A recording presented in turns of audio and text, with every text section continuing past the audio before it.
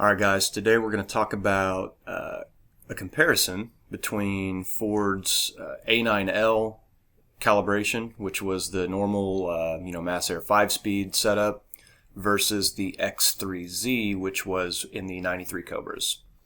And really the whole video is kind of coming around because of, sort of indirectly because of this question. I see this stuff coming from time to time. A lot of guys sort of, I don't know, maybe they just assume or whatever that, if they can get rid of their A9L computer and go to the X3Z from the Cobra, they would kind of assume that, well, the Cobra was kind of a higher performance deal and maybe there's some performance benefits there. So that's kind of one thing people think might be the case. And then there's also sort of this understanding of, well, the Cobra came with 24-pound injectors, which it did, and a different mass air meter. So if I'm trying to run 24-pound injectors for my car that's currently an A9L, can I just swap over to an X3Z computer and, everything will be peachy? So what I'm going to do in this video is I've actually gotten binary editor. I've got the two tunes loaded side by side, and I'm going to show you just sort of the key differences. There's tons of little tiny differences, but most of them, like there's lots of emissions related stuff that you're probably not going to notice. Little things like that, but there are some actually very big differences, and I want to clear this up for you guys. So, over to our trusty binary editor software, and I've got loaded up the differences between the two. So, basically in the software, everything on the left-hand column is your A9L, everything on the right-hand column, value 2, this is your X3Z. And I've also got a window here that will show us all of the differences all on one screen. And you could see there's tons and tons and tons and tons of different things, but realistically, a lot of these, again, are not things you're going to notice. So really everything from here down to here is just minor things related to emissions. Most of you guys kill that stuff anyways. I'm not even going to go into it, but minor stuff. This is just a minor air conditioning setting that basically says when you first start the car, don't allow the AC to kick on right away. You need to wait a few seconds first. Not really a big deal. Okay, but now we get to fueling. This is where there's, I would say, the first category of important differences. And you can see it doesn't even fit on one screen. There's so many differences.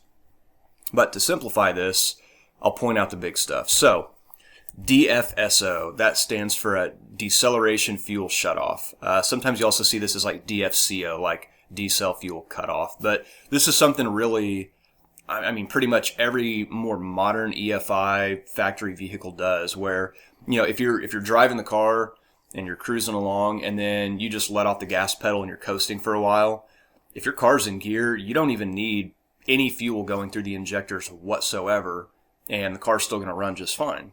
And you save a lot of gas that way. So it's a fuel economy thing.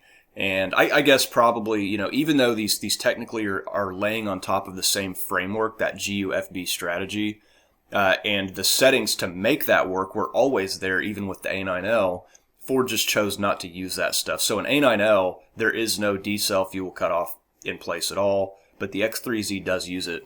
And so the way you can kind of tell the big thing here is this setting right here. So this is a number that says, as you're coming down in RPMs, you can't have the fuel cut off forever, because if you get all the way down to idle or less and there's still no fuel, the car's going to go ahead and die.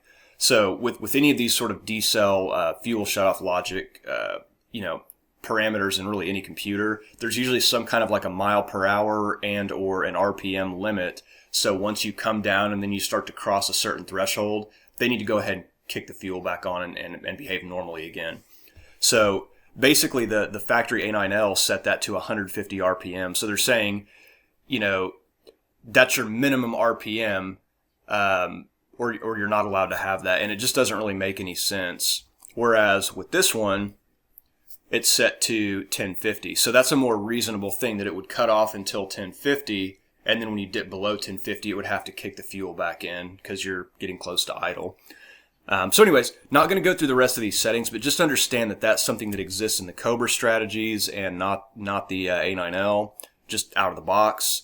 So, there's some fuel economy to be had there. One big difference. Okay.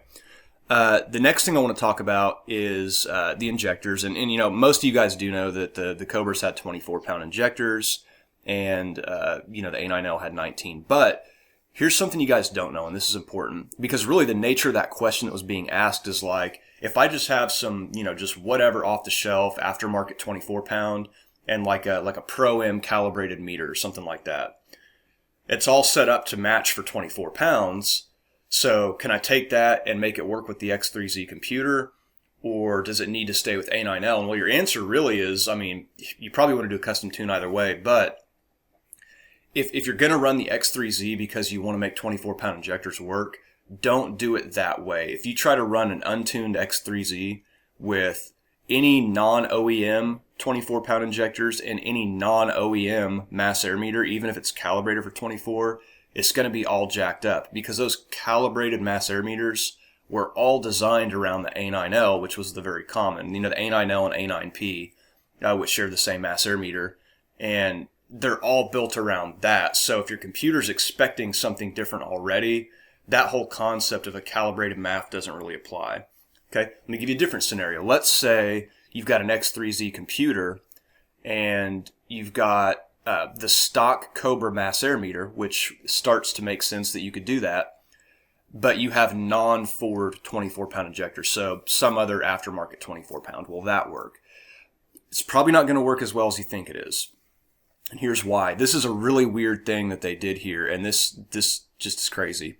If you look at the high slope and low slope numbers right here, and you compare the two, this is what Ford normally does. This is their way of characterizing the behavior of a fuel injector. They have a high slope and a low slope. The high slope is like your rated flow, kind of for what the injector is. So factory was 19 pound. Technically, it's 19.64, and the Cobra is 24.83. But you notice the low slope is way higher, and this is sort of measuring the behavior of the injector sort of at its initial opening prior to kind of getting into a more sort of linear flow. But really with any other tune I've ever seen that Ford does, the low slope is different, as it should be, because there's logic around that, and it's a much higher number, and everything works out. Notice that with the Cobra, the high slope and low slope are the same. So what that means is basically Ford went against all their logic they'd been using for years and took these kind of different injectors that they hadn't been using in the Fox bodies and just slapped the data in. Therefore, the break point no longer matters, because there is no transition. It's always the same slope regardless of high or low. So they basically, whatever fueling inconsistencies came from that by not really using their normal logic, they had to have manipulated their mass air data to get the fueling right again. So now what you really have is you have kind of this oddball configuration in the X3Z that if you don't use that exact mass air meter at the exact fuel pressure they want you to with those exact injectors, it's probably not going to come out quite right, and it's not going to make a lot of sense. So that's one takeaway. Don't use an X3Z untuned without using the specific factory Cobra equipment. And then same thing on the other end. Those injectors, if you try to just use this data as is with like the Cobra injectors, I see a lot of guys put them in an A9L based car without a tune. It's still going to be maybe a little bit different than you want it to be. So anyways, it's just kind of a weird thing, but I wanted you to see that. So these are some of the big differences. There's there's a little bit of different stuff going on with the accel enrichment. So when you first hit the gas pedal and it has to give it a little extra shot of gas to kind of keep things smooth. The Cobra is definitely a little different there. It's higher on that accel fuel. Let's see, just kind of scrolling through here. What else is worth talking about? Yeah, I think that's pretty much it for the fuel on that part. Now, there's going to be some functions down below we'll talk about, but we'll come back to that. The idle air valve logic is not super different between these two, honestly. The cars are set at the same idle RPM point, which is 672, at least under kind of the normal circumstances. They do make some minor changes to like the startup adders to lift the RPMs up a little bit different, but nothing real crazy there. And they changed the dash pot logic just a little bit, so when you are driving and you let off the gas and it has to sort of close up that idle air valve slowly to bring your RPMs down smoothly. Made some changes there, and I'm sure they did that because that kind of coincides with the changes they made on the decel fuel logic and all that. So that kind of makes sense. And then they kind of changed the gain for how quickly the idle air valve is going to respond to underspeed and overspeed conditions. Some things like that. But largely there's nothing super different there. More stuff that doesn't really matter. But then we get here, and this is where some stuff does matter. Your rev limiter. So there is both a rev limiter and a speed limiter in the Cobra computer, which is funny. So check this out. You've got a speed limiter at 95 miles an hour with the Cobra. And I know this technically says 127.5 on the A9L, but the way that the computer logic works is if you set it at that's the highest number you can set it to. And if it is 127.5, it's actually just turned off completely. So it basically isn't in place. But yeah, there you go. Cobra's 95 miles an hour. And it's funny because if you go back and, you think about the old like road and track type stuff, all the magazines want to publish all the stuff right when the new hot car comes out. And I'm sure everybody went wild over the 93 Cobras. And, you always want to see what's the 0 to 60 and what's the eighth mile, what's the quarter mile. And, just do your own research on that. It's kind of funny, but you'll see that, the Cobra's quarter mile, conveniently stopped right around this 95 miles an hour, and then they just cut you off right there. So, anyways, guys, this is kind of a deal breaker for me. I would never want to drive this. I mean, I couldn't modify this car and take it down the quarter mile with that. So something to think about. And then the rev limiter here also. The A9L stuff was pushed way out of the way. And, and that's kind of how I like to do it. Not that I'm actually trying to drive it up to 75 or $8,000 or $9,000 or anything crazy, but when you're really banging through the gears, say you take it to like $6,000, the clutch is going to have a little bit of float to it, as you're kind of banging into the next gear and mashing the throttle again. So, it's not saying it's great for your engine, but, if it over revs 300, 400, 500 RPMs past where you shift just due to sort of the clutch slipping and grabbing, it's okay for it to go up a little bit. You don't need to freak out and, cut the fuel and try to hit like some kind of a rev limiter, but Cobra is actually set lower. So, just something to think about here that, that's another, reasonably big difference. We go through here. This is just a bunch of, stuff that turns on check engine lights and error codes. So not much to talk about there. Some more failure stuff. Nothing much to pay attention to here. This isn't super critical. And then we get on to some throttle position stuff. Again, not much of a difference. They just kind of change the trigger points where it determines how much throttle do you need to enter, go from closed throttle to part throttle to wide open throttle. But none of it's really stuff you're probably going to notice. There's no performance benefits either way. You guys have heard me talk a whole lot about the whole the 0.98 volt thing on your throttle position sensor and how that's a bunch of crap and it doesn't matter. And what I've always told you guys is as long as you're within the range when you're at closed throttle of what the factory computer allows, it's not going to throw code. Everything's fine. So on the A9L stuff, it's as long as you're between half a volt and 1.25, that's your window. And you could have it literally anywhere in there and it's going to be fine. The window's a little different with the Cobra. They raise the top end a little bit and they raise the bottom end of that range quite a bit. So now you're 0.725 to 1.325. So that's that. Okay, now what we're going to do is we're going to skip over to the stuff that I think you really want to see, and it's what about the performance? I mean, really, is there going to be a performance gain from one versus the other? Let me show you. So first things first, big performance thing is how much timing does it have at full throttle? Well, I hate to break it to you, but the Cobra has less.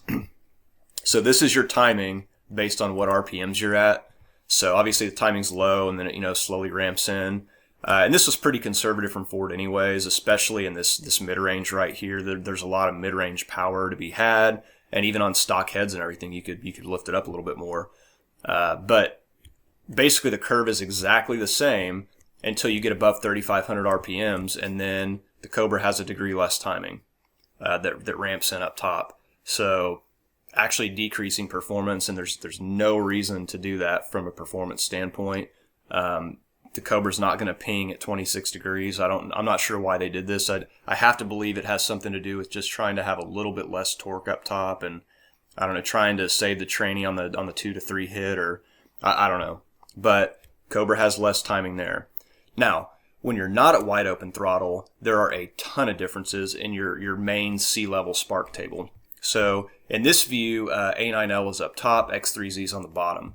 And basically any of these cells that are highlighted yellow are cells where the X3Z has less timing than the A9L. And the big difference that you're going to notice here is kind of in this range right here. And there's a massive difference. Now, this is not a bunch of performance stuff. I mean, this is basically your off-idle, kind of just coming off the stoplight sort of thing. But there's a lot less timing. I mean, 4 degrees less timing here, 8 degrees less here, 9 degrees less here, 4 degrees less, 2 degrees, 3 degrees. The X3Z Cobra stuff has a lot less timing kind of in this off-idle range. Now, what the Cobra does have going for it, if you could say that, is up here, they did add just a touch of timing, you know, a couple degrees. But the truth is, how much are you really going to notice this stuff right here? You know, maybe not too much, because you're getting really close to that point. If you're up at 60 load, which is this row, and you're kind of still moving on up, there's a very good chance you're entering full throttle, and it's just going to go to that other spark table anyways. So the likelihood that you're really staying in this range very long, man, you'd have to be at just the right amount of sort of kind of heavy acceleration, but not full throttle. And I don't know. There might be a little bit to gain there. Not much. And then down here at the bottom, this is the other area where the Cobra has a lot more timing than what Ford did.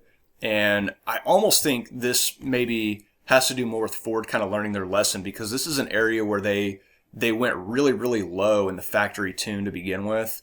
And there's I can't see any real reason to do that. I mean, when you're at this low of a load, you have to be decelerating in gear. So, you know, I'm not really sure why Ford and the A9Ls was this conservative down here. But anyways, they put a bunch more down there. But again, this is like deceleration stuff. So, or like really, really light cruising. So I don't think you're really going to notice this either way. There's certainly not going to be a performance benefit to the increased timing down here. So really the only thing timing it's got going for it is like right in here, and stuff you're probably not really going to notice. And to be honest, I mean, 1 degree of timing difference up here, really not going to be that noticeable. I mean, if you took the same car and you change the timing 1 degree going from 26 to 25 or vice versa, would you feel it on the street? Man, I don't know. If it's your car and you drive it a whole lot and you're just super like in tune with how your car feels, you might notice it. But I mean, it's not going to make some, 30, 40 horsepower difference, especially in this kind of a stock setting scenario. So anyways, just wanted to share that with you guys. And I think that's about all that's worth talking about for the most part. But key takeaways, your timing is more conservative. Your fuel is more conservative. And actually, I want to show you one more thing. I lied. I'm going to stop myself right there. One more thing I want you to see on the difference, and this is your commanded air-to-fuel ratios.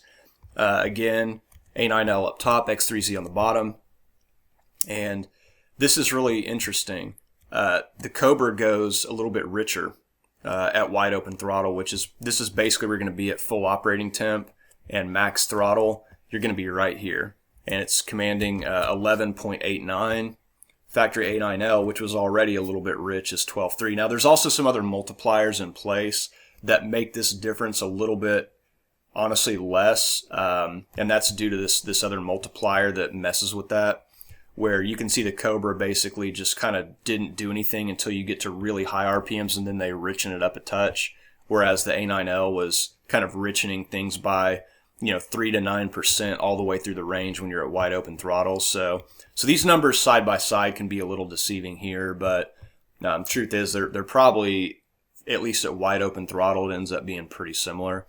And the other thing, where you see a lot of differences in color cell to cell, just remember though, this is scaled differently too. So this is actually your 80 row for 80 per load. So it's kind of the same in this table as the top row. So I guess if you think about it in that regard, you're really comparing 12.58 to 11.895. So that Cobra kind of kicked the enrichment in a little bit earlier also. So probably more like down at this per load, there might actually be a little bit more of a difference there. But yeah, so conservative timing, a little bit richer fuel up top. The decel fuel shutoff is nice to have on the Cobras, so you get a little bit of a benefit there.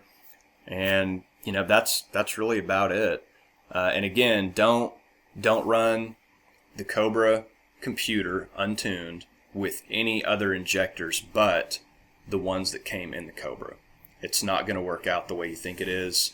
And same thing with the A9L. If you're going to use an A9L and you want to go the calibrated MAF route, that's cool. But if you try to take the Cobra's injectors and MAF and put it in an A9L and try to get you up to 24-pound type setup, you're not going to have good luck with that either. That's going to require tune. So guys, hope it helps. Good luck. Godspeed.